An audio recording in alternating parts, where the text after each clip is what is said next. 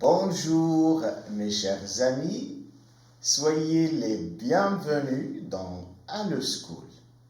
Je m'appelle Najib Bahsina, je suis professeur de sciences de la vie et de la terre.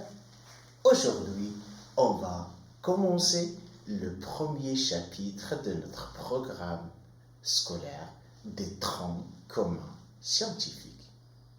Ce chapitre, elle s'intitule Technique d'études sur le terrain.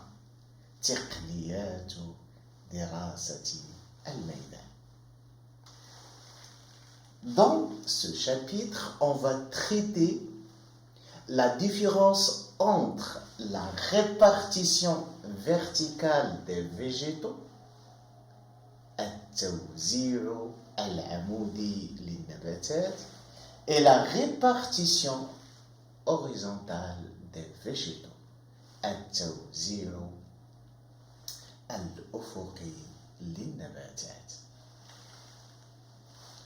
Comme introduction, l'étude des terrains fait partie d'une science qui s'appelle l'écologie, علم البيئة. Et comme tous les termes qui se terminent par logie, elle indique qu'il s'agit d'une science. Alors, l'écologie, c'est une science dont l'objectif essentiel, c'est l'étude des interactions التأثيرات المتبادلة entre les êtres vivants et leur environnement, الكائنات الحية ووسطها, et les interactions qui se font entre les êtres vivants au sein de cet environnement. والتأثيرات المتبادلة بين الكائنات الحية داخل نفس الوسط. L'écologie, c'est une science qui nécessite la maîtrise, التحكم, des connaissances scientifiques, معارف علمية, et des techniques spécifiques. وهناك تقنيات خاصة بعلم البيئة.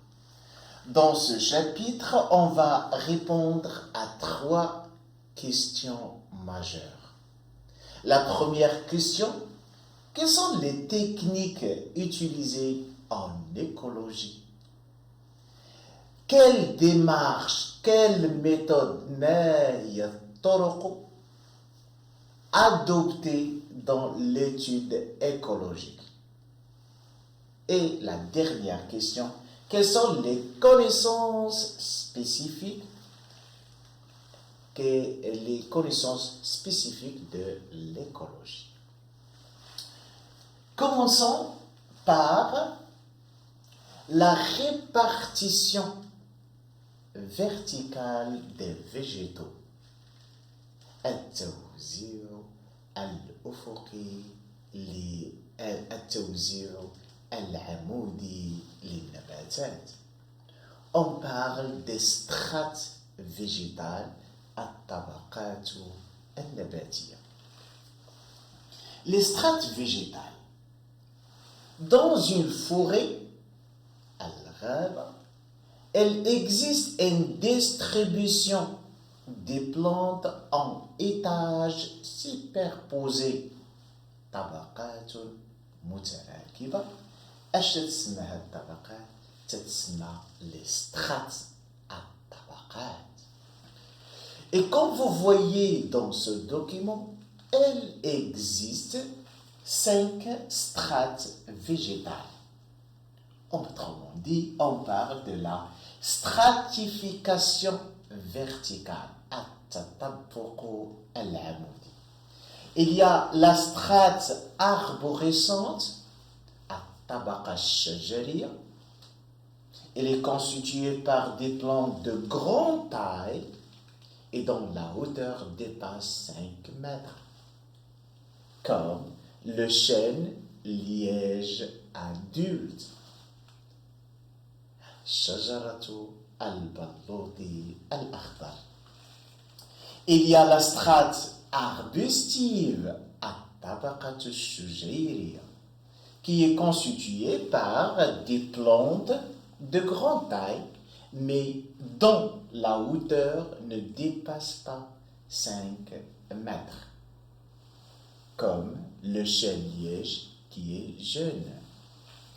Il y a aussi la strate herbacée à tabaqatul ushbir qui est constituée par des plantes de petite taille comme l'ergénie et l'asphodèle et le doum. Doum. Il y a une strate mucinale, ce sont des plantes de petite taille qui est constituée uniquement par les champignons alphétriètes. Les mousses, ce sont des plantes qui vivent uniquement dans les milieux humides. تتسمى les mousses الحزازيات بالدارجة تتسمى الخز. Il y a une autre plante ou une autre strate qui est constituée par des organes ou bien par des parties de végétales. Elle s'appelle la strate souterraine. Constituée par les racines des plantes, juduru al-nabatat, le bulbe al-bosailat et les rhizomes. Les rhizomes, ce sont des racines minuscules des végétaux de petite taille. On parle de rhizome al-judayr. Quelles sont les caractéristiques de chaque strate? On parle de la strate arborescente, constituée de végétaux ligneux, les végétaux ligneux, c'est-à-dire qui donnent du bois khashabia, dont la hauteur dépasse 5 mètres. Comme exemple de ces strates végétales, on trouve les chênes-lièges, al-balloto al-filini, le cèdre, al-arz, le pin, c'est-à-dire al-ara.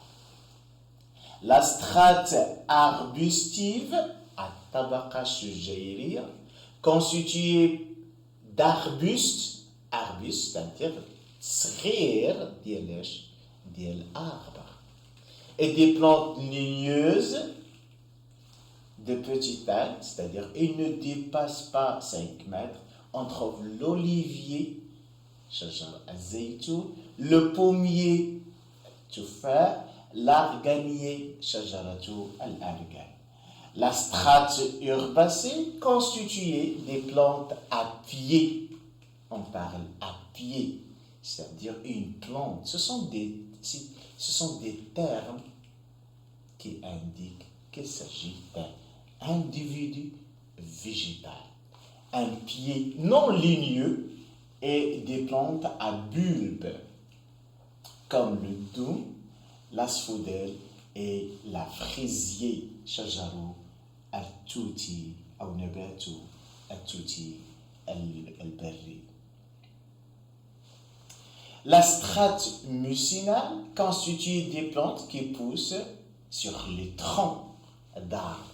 Les troncs d'arbres, yajuduru al-ashjar, et sur les rochers, comme les mousses, al-hazaziyat, les lichens, ce sont al-ushanat, et les champignons, al-fitriyat. La strate souterraine, ce sont des prolongements de végétaux dans le sol. Elle est constituée par des racines, des rhizomes et des bulbes. Donc, ce qu'il faut bien retenir, on parle de la répartition verticale, on parle de la stratification verticale, on a 5 strates végétales. La strate souterraine, la strate mucinale, la strate urbacée, la strate arbustive. Et la dernière strate, c'est la strate arborescente.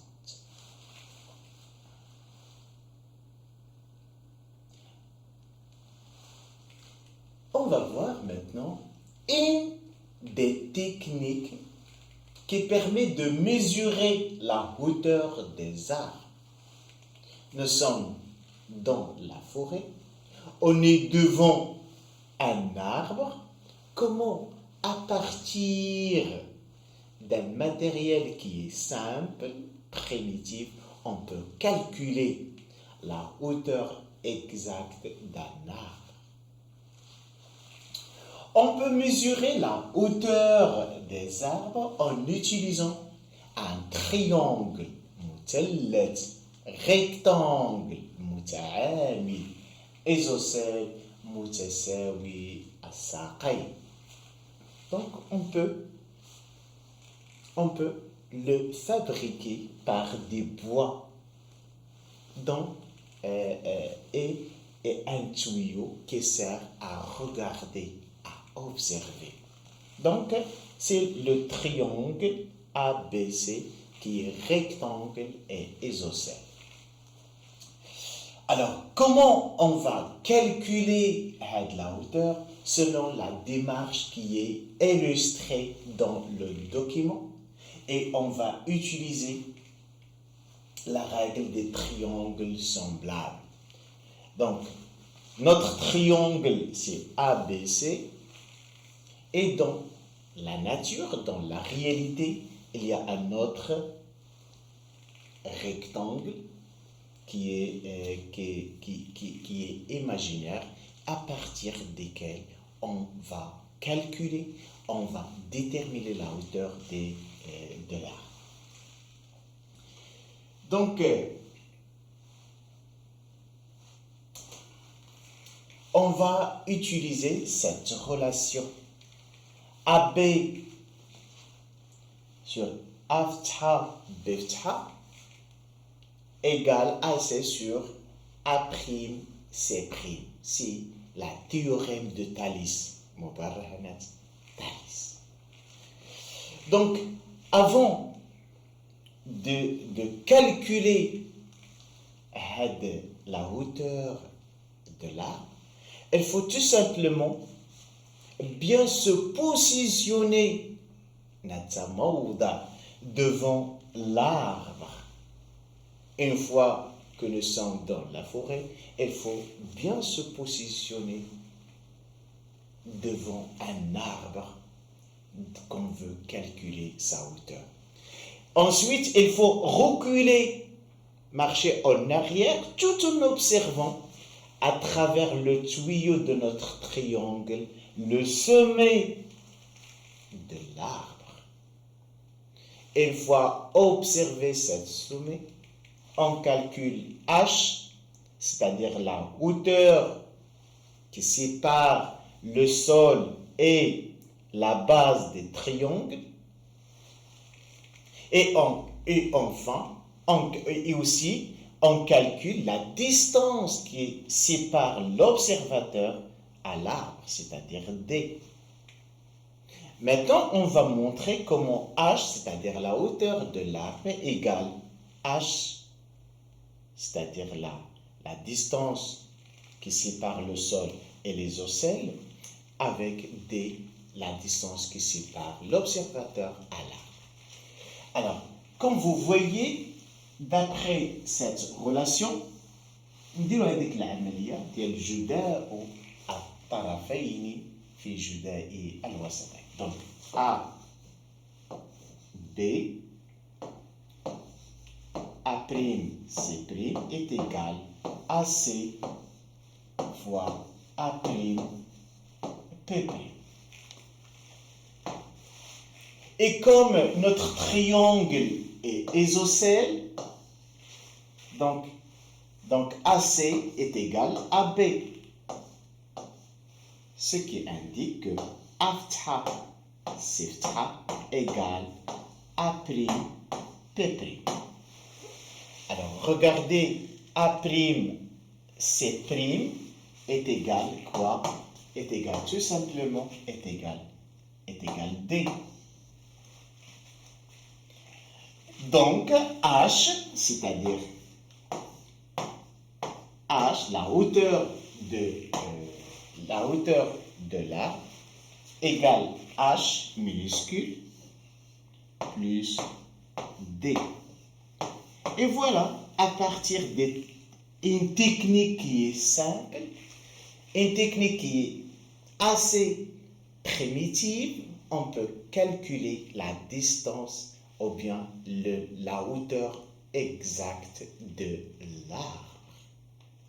Donc, à retenir, H est égal H minuscule plus D, la distance qui nous sépare de l'arbre à calculer.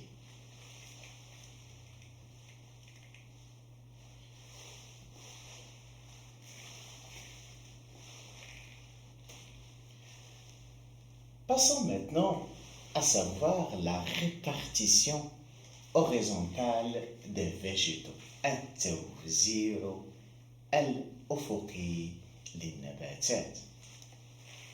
Alors, comment on réalise une coupe horizontale de la répartition des végétaux? Donc, le document, c'est dessous. Elle montre une sorte d'une répartition des végétaux. On voit une différence dans la distribution, la localisation des plantes, mais de point de vue horizontal. Donc, tout simplement, parlant de la coupe horizontale, c'est une coupe qui montre que la végétation, c'est-à-dire la localisation des végétaux, diffère horizontalement chaque fois qu'on passe d'un point géographique vers l'autre, toujours avec notre document. Passant de ouest, nord-ouest vers l'est, sud-est, on trouve d'abord ce qu'on appelle l'eucalyptus, ou nabat critus. Ensuite, on trouve Olea, on trouve le Cursus suber, on trouve Ginista, Rousse, Daphne, Solanum. هاد الأسماء هما أسماء علمية تطلق على الكائنات الحية وهنا عند النباتات. هي أسماء اللي هي universelle. Tout le monde appelle ou bien elle appelle et nomme الزيتون البري par Olea européen. Donc هي أسماء اللي هي عالمية. Et à force de répéter, c'est facile de les retenir intérieurement. Donc هذا العلم ديال النباتات، الاسماء ديال النباتات تيدخل في واحد العلم تيتسمى بوتانيك، علم النباتات. Donc c'est une répartition verticale des végétaux. Il y a une différence de localisation des végétaux, mais cette fois-ci sur le plan horizontal. Alors, pour réaliser la coupe horizontale, on suit les étapes suivantes. D'abord, on réalise ce qu'on appelle un profil topographique. إذن هذا الخط اللي تيمثل لنا la hauteur du relief هو التضاريس. هذا الخط هذا تيتسمى ce qu'on appelle le profil topographique. المقطع التopographique. Et pour réaliser ce profil topographique, on utilise ce qu'on appelle la carte topographique, al-kharita at-topographia. On représente sur le profil les différents types de végétaux, donc par des dessins, par des symboles, on utilise ces symboles pour indiquer la localisation sur ce profil des différents végétaux. Aussi, on peut indiquer sur le profil les routes, c'est-à-dire les constructions, al-injazat al-insaniya, les directions, la nature des sols, et ainsi de suite. Donc, tous les éléments qui nous montrent le terrain, on peut l'indiquer sur la coupe horizontale. Et enfin, on fait un légende, on dénomme les espèces, on légende les espèces. Chaque symbole indique une espèce végétale. Donc, c'est une répartition horizontale. Et donc, la question qui se pose maintenant, quels sont les facteurs qui interviennent dans cette répartition? Pourquoi on voit qu'il y a une différence des végétaux de point de vue horizontal? Donc, il y en a plusieurs facteurs, parmi lesquels il y a la nature des sols, on est à ce qu'on appelle les facteurs édaphiques. عوامل تربوية يعني عندها علاقة بالتربة تربوية. هناك des facteurs climatiques عوامل مناخية ou bien l'intervention de l'homme. Donc l'homme qui plante dans telle région une telle espèce végétale. Donc ce sont des facteurs qui interviennent dans cette répartition horizontale des végétaux. Passons maintenant à étudier une répartition des végétaux, mais cette fois-ci dans un milieu aquatique. وسط مائي. Alors, هذا هو الوسط المائي. هذا هو le milieu aquatique. Regarde, هذا le milieu aquatique تسمى ضاية سيدي بوغابة، وهي الضاية اللي تتواجد ما بين مهدية وغابة. هذه الضاية سيدي بوغابة c'est une réserve naturelle qui est classée de point de vue international. Elle renferme une multitude des espèces végétales, une multitude des espèces animales, des oiseaux migrateurs.